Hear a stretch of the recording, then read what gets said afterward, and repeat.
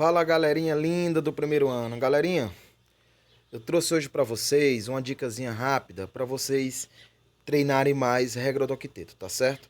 Vou deixar na disponibilização deste vídeo, pessoal, um linkzinho com as questõezinhas no nível médio para alto, envolvendo regra do octeto e ligações iônicas, tá certo?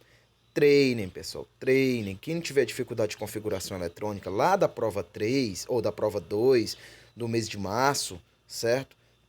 Volte, treine. Se tiver dúvida, mande para mim no meu WhatsApp. Todo mundo tem, tá certo? Então vamos começar porque a dica é bem rapidinho. Vou ativar aqui a câmera, tá certo? Deixa eu ativar aqui.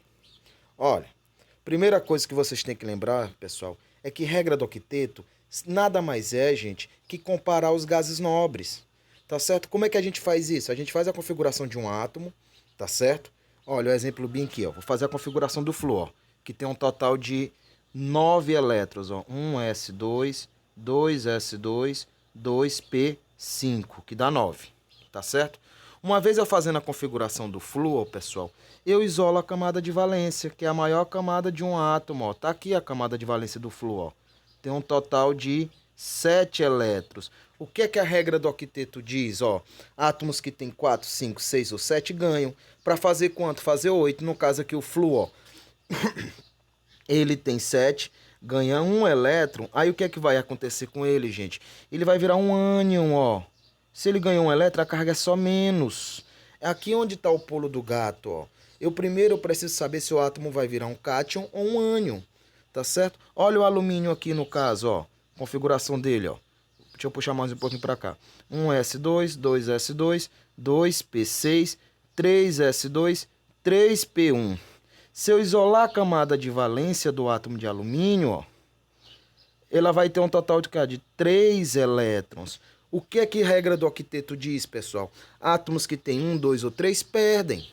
E aí vão virar o quê? Um cátion, que é um íon positivo. Então, se eu tiver dificuldade, o que é que eu faço? Eu represento o símbolo do átomo, vejo quantos elétrons ele vai perder ou vai ganhar, como o caso do flúor, e aí ele vira um cátion.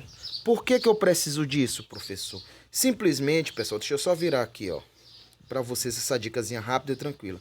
Simplesmente, por quê? Porque as ligações, de forma geral, ela acontece entre quê? Entre cátions e ânions, entre ânions e ânions e entre cátions e cátions. Que tipo de ligação? Deixa eu só ativar a câmerazinha de novo, ó. O que é que acontece entre um cátion e um ânion? A ligação, ó, iônica. Ou seja, vai formar compostos sólidos como sal de cozinha e outros mais. Se a ligação entre um ânion e um ânion, a ligação é do tipo covalente.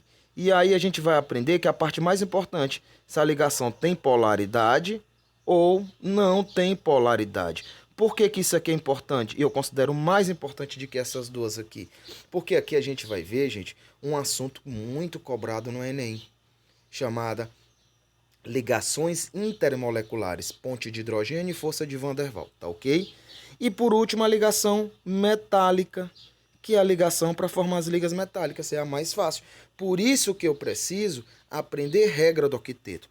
Olha, nessa listazinha de vocês, pessoal, vocês vão ter várias situações que eu preciso montar a fórmula do composto iônico. Vou dar um exemplo bem aqui, ó. Vou colocar aqui o magnésio, que tem número atômico 12, e o cloro, que tem número atômico 17. Aí se a questão chegar para vocês e perguntar, qual é o tipo de ligação formada entre o magnésio e o cloro? Como é que eu vou fazer? Primeiro eu faço a configuração do magnésio, obedecendo, ó, o número de prótons que ele tem, 2s2, 2p6, 3s2. Isolo a camada de valência dele e vou observar que na regra do octeto, átomos que tem 1, 2 ou 3 perdem. No caso, o magnésio tem 2, ó. Perde 2, virando um cátion 2+. O cloro, 1s2, 2s2, 2p6, 3s2, 3p5. Isolo a camada de valência do cloro e observo que ele tem um total de 7 elétrons, ó. O que é que a regra do octeto diz? Átomos que tem 4, 5, 6 ou 7 ganham. No caso aqui ele tem 7, quer ganhar 1 para fazer 8. Represento o símbolo do cloro e coloco... Deixa eu ativar a câmerazinha de novo. E coloco a carga dele. Observem, gente, que entre um cátion, ó, vou até mudar a corzinha aqui, ó. Entre um cátion e um ânion, ou seja, um íon negativo e um íon positivo, qual o tipo de ligação? Iônica. Como é que eu escrevo a fórmula? Primeiro eu escrevo o cátion seguido do ânion, ó.